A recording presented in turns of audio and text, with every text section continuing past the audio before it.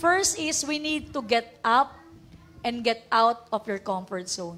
Mga kapatid, itong 2024, we believe, merong mga papagawa si Lord sa atin na hindi tayo komportable. We need to step out of our comfort zone. Kasi ang saya kasi pag komportable ka na sa mga bagay-bagay, parang okay na to, ito na kinakasanayan ko. Pero sabi nga, there is no greatness in comfort zone. May pagkakataon, sabi nga si Lord nga, magaling siya mag-comfort na mga uncomfortable. Pero yung mga masyadong komportable, i-shake yan, parang sa pugad, para lumipad na, para matuto na.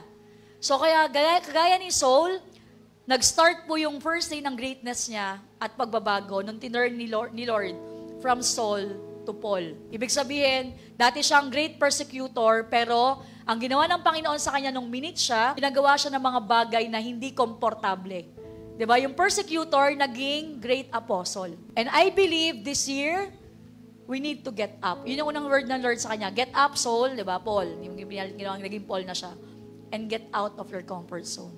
Anong mga bagay sa taong 2023 naging comfort zone mo na? Ito yung mga taong lagi mo nang kasama. Diba? And the Lord wants you to step out. Get out of your comfort zone. It's time to grow. It's time na gawin mo na yung pinapagawa ng Panginoon sa'yo. Gusto mo ng new season sa buhay mo, new season sa paglilingkod, get up and get out of your comfort zone.